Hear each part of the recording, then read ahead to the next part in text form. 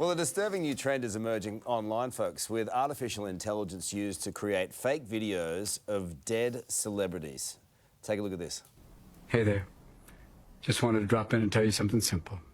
I miss you. You know, out here you can hear your own thoughts, and sometimes that's the scariest part. But Hey, what do you do for a living? Well, some days I pretend to be 10 different people before lunch. Other days I just talk to myself until someone laughs, and thankfully they pay me for it. Let's call it professional silliness with a pension plan. It's really disturbing, actually, and disconcerting. And it has sparked outrage, of course, from the daughter of Robin Williams, who's begging fans to stop sending the AI videos to her family. So for more on this, futurist Dr. Catherine Ball joins us live now from Singapore. Dr. Ball, good to see you again. Hey, Doc. So some of these videos are so realistic, the image, the voice, but it's crossing a line that makes us all feel a bit uncomfortable. Yeah.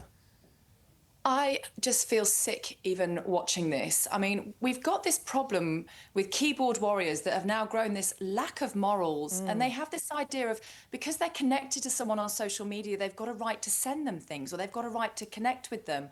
I find this so disturbing, and I feel so sorry for Robin Williams' family over this. It's just traumatic. Yeah, really, for sure. I just wonder, like, I guess at the end of the day, how free it is, right? You can just decide whether or not you're going to watch it, or you can not go onto that particular app. But are there actually any ethical or legal issues at play here? Well, yes, and in Australia we have the e-safety commissioner, and so we've actually got some of the best strengths around how we regulate deepfake imagery in the world. However, I don't believe that stretches to protection of celebrities being used for a non-profit making purpose. Now, in the United States, where you'd think there might be some regulation because of all those Hollywood strikes, for example, the regulation is patchy state by state. So in California, the family of a deceased celebrity does have the rights to the commercial use of their image up to 70 years past their death. And so when it comes to recreational use, we have to look at alternative forms of regulation such as harassment law and stalking laws. Tough to prove, huh? It's just ubiquitous. And the problem is, I just feel like social media is now just going to become a bucket full of AI-generated slop, quite frankly, Carl. And I think that the role for media agencies like yourselves is to actually start becoming really the points of truth around some of these images. And I do feel like we need to have a conversation about whether we need to regulate and ban the use of them in Australia. I mean, some of them are more obvious than others, right? Obviously, that clip we just saw then of Elvis Presley doing a selfie, that just didn't happen, right? But I think it feels as though down the track, some of these AI videos might be a bit more difficult to ascertain between reality and fake. What do we do when we get to that point?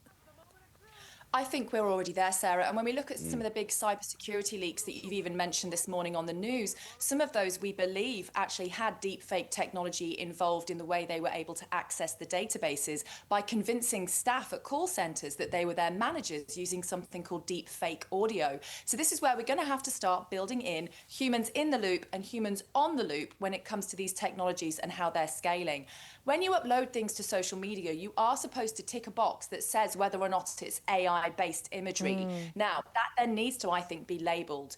But it's almost going to get to the point where we'll probably need to label human-generated content rather than just AI-generated content because, quite frankly, everything is going to start being AI-generated. Yeah, I guess not that many people are going to feel sorry for celebrities, but it's when it encroaches upon everyday people and what the possible ramifications are for that. In a personal security and privacy sense is the next phase, right? Yeah, and this is where I recommend, and I've probably said this to you before, but I won't say sorry for saying it again. If I could give you all one piece of homework, it's to have a set of code words that are personal to your family, such that if you ever get even a video call or a phone call that sounds just like your family member, you go, great, thanks, what's the code for a Tuesday? And if they can't give you that code word, then you can hang up. It's not really them. All right. We're going to have to start building protections into how we deal with this personally. But, you know, thinking about someone like Steve Irwin, for example, I mean, there's going to be a national outcry when it comes to seeing some of our most loved deceased celebrities being abused in this way. Agree. Yeah. Well said. Thank you so much for being with us. Appreciate it. Talk.